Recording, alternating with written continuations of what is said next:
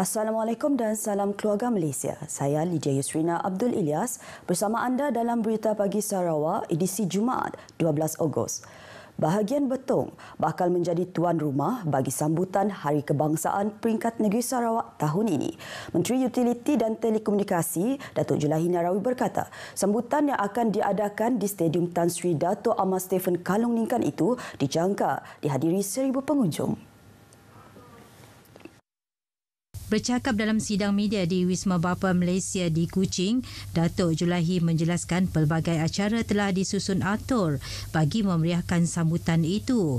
Beliau yang juga pengurusi penganjur sambutan itu mendedahkan turut berlangsung konsert Ambang Merdeka pada malam 30 Ogos bagi memeriahkan suasana sambutan. Konsert itu akan menampilkan persembahan hiburan seperti nyanyian artis popular tempatan, tarian tradisional dan kontemporari dari Majlis Seni Sarawak. Acara kayuhan basikal Unity Ride sejauh 4 km sekitar Bandar Betong juga diadakan pada keesokan harinya yang disertai tetamu kenamaan dan komuniti dari pelbagai peringkat masyarakat sebelum Majlis Perhimpunan bagi sambutan tersebut. Tema sambutan Hari Kebangsaan 2022 pada kali ini ialah Keluarga Malaysia Teguh Bersama yang di-Pertua Negeri Sarawak Tun Pehen Sri Abdul Taib Mahmud dijangka hadir bagi merasmikan sambutan itu. Selain Premier Sarawak, Datuk Patinggi Tan Sri Abang Johari Tun Openg. Masih terlalu awal untuk membuat andaian berkaitan terdapat kekurangan pelawat memasuki Limbang. Menurut Timbalan Menteri Pembangunan Luar Bandar, Datuk Hasbi Habibullah, yang juga Ahli Parlimen Limbang, ia susulan pembukaan pintu sempadan negara jiran Brunei Darussalam yang baru sahaja dibuka pada awal bulan ini. Datuk Hasbi menjelaskan keadaan ini berlaku berkemungkinan rakyat masih terkesan dengan pandemik COVID-19. Tapi rasanya insya-Allah perlahan-lahan akan rakyat itu akan terbiasa baliklah untuk datang keluar ke Miri khususnya, dan harapan kita ke Limbang dan sudah pastinya yang ke Brunei untuk membeli belah kerana lama dah juga kita ni kira terkurunglah disebabkan oleh PKP dalam negara kita dan negara mereka juga. Beliau berkata demikian kepada pemberita selepas pelancaran sambutan Bulan Kebangsaan dan Kibarkan Jalur Gemilang Jabatan Kemas Peringkat Kebangsaan di Stadium Tertutup Limbang. Beliau dalam pada itu berharap dengan adanya prasarana yang telah dibina di Limbang, ia berupaya menjadi tarikan pelawat luar untuk berkunjung ke Limbang.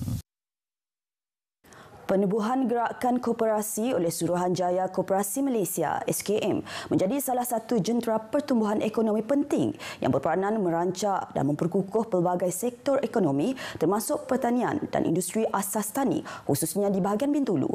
Menteri Permodenan Pertanian dan Pembangunan Wilayah Sarawak Datuk Seri Dr. Stephen Rundi untuk memberitahu penubuhan gerakan koperasi menerusi Agromat merupakan langkah penting kerajaan dalam mendedahkan golongan petani mengenai perniagaan dalam sektor pertanian yang akan melonjakkan pendapatan golongan itu.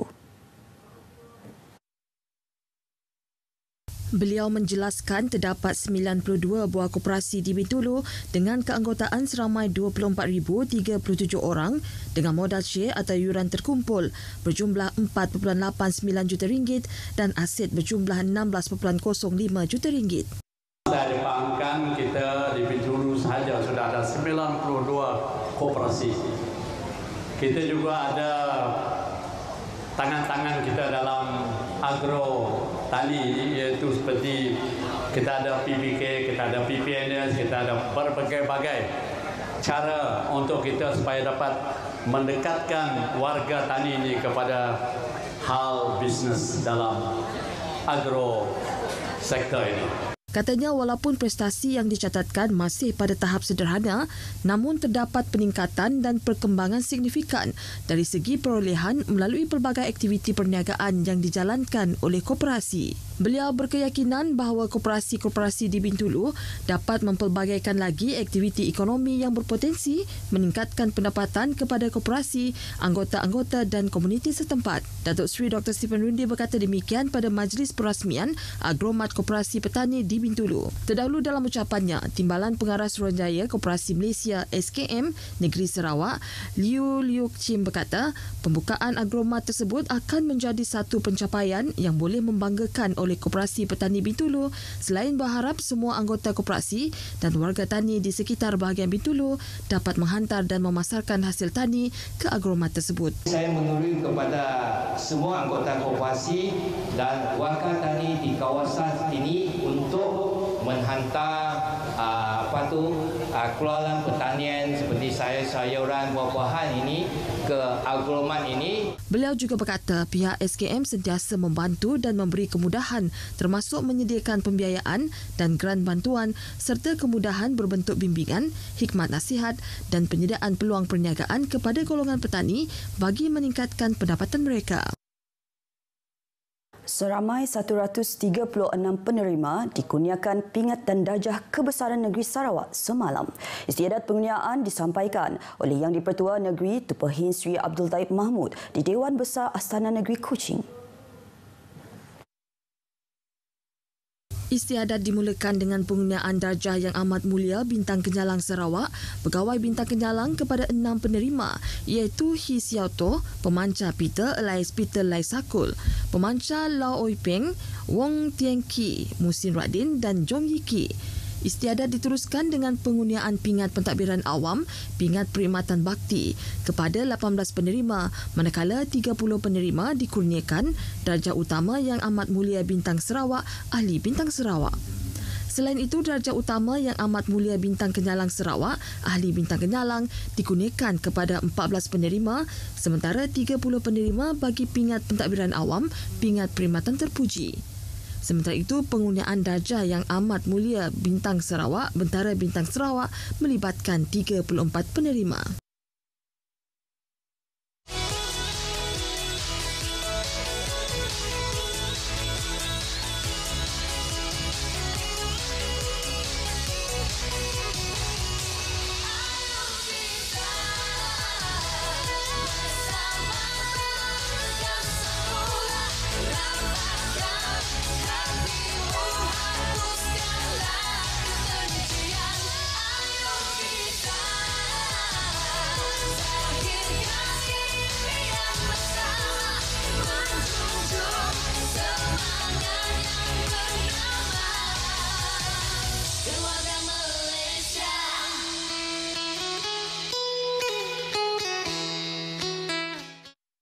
Gazebo Mesra Alam yang dibina di Tanah Perkuburan Islam Semariang diharap memberi keselesaan kepada pengguna.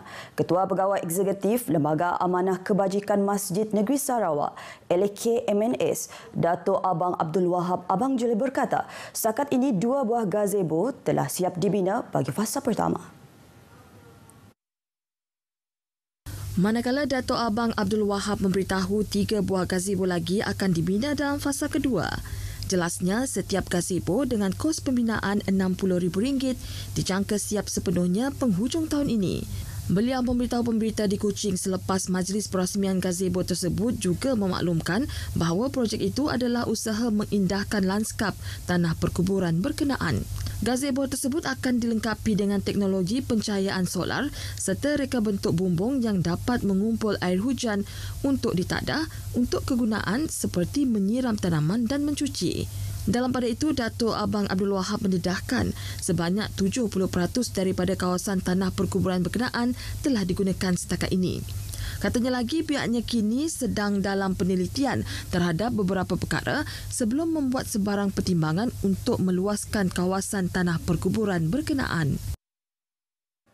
Sebanyak 600 kg minyak masak bagi 1 kg dirampas dalam satu pemeriksaan ke atas sebuah rumah di Jalan Jalutong Barat Sariki. Kementerian Perdagangan Dalam Negeri dan Hal Ehwal Pengguna KPDN HEP Sariki dengan kerjasama pasukan Polis Diraja Malaysia PDRM Cawangan Khas Sarawak bertindak memeriksa rumah tersebut yang disyaki menyimpan minyak masak di premis kediaman yang tidak dilesenkan. Ketua Cawangan KPDN HEP Sarike Muhammad Zawawi dalam satu kenyataan mendedahkan hasil pemeriksaan polis menemukan 30 kotak mengandungi 20 paket minyak masak, paket 1 kilogram dengan nilai rampasan RM1,500. Jelas beliau, operasi bersama itu dilaksanakan bagi memastikan bekalan barangan kawalan seperti gula, minyak masak dan tepung gandum serta barang keperluan asas mencukupi di pasaran. Selain mengelakkan berlakunya aktiviti penyelewengan melalui penyorokan barang-barang kawalan.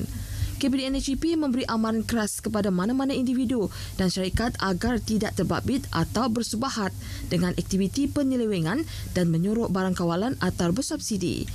Individu yang melakukan kesalahan tersebut boleh diambil tindakan di bawah Akta Kawalan Bekalan 1961. Hospital Umum Sarawak HUS sedang mengesan ahli keluarga seorang pesakit lelaki berbangsa Cina yang dikenali sebagai Eng Tiem Nam, 79 tahun. HUS dalam satu kenyataan memaklumkan bahawa pesakit tersebut telah dibawa ke Jabatan Kecemasan dan Trauma oleh rakannya pada 3 Ogos yang lalu dan dimasukkan ke wad pembedahan untuk rawatan lanjut. Kenyataan itu memaklumkan pesakit mempunyai 2 orang adik-beradik dan salah seorang daripadanya tinggal di Landih Jalan Batu 10 Kuching. Walau bagaimanapun, Eng menyatakan bahawa dia telah lama tidak berhubung dengan adik-beradiknya itu. Kenyataan itu juga menjelaskan intervensi ahli keluarga amat diperlukan untuk membantu pesakit mendapat rawatan yang sewajarnya. Alamat tahir pesakit adalah di Jalan Jin San Chevrolet Kuching, lot 5022, Blok 16, Jalan Syarif Mansahur, 93250 Kuching. HUS menyuruh orang ramai yang mengenali pesakit atau mempunyai sebarang maklumat berkaitan ahli keluarga beliau untuk hadir ke wad pembedahan tingkat 7 HUS atau menghubungi Pegawai Perubatan Dr. Max Tie di talian 013-862-8339. Berita Pagi Sarawak edisi Jumaat 12 Ogos berakhir di sini. Bersama kita semarakkan sambutan Bulan Kebangsaan. Ayuh kibarkan jalur gemilang. Salam keluarga Malaysia.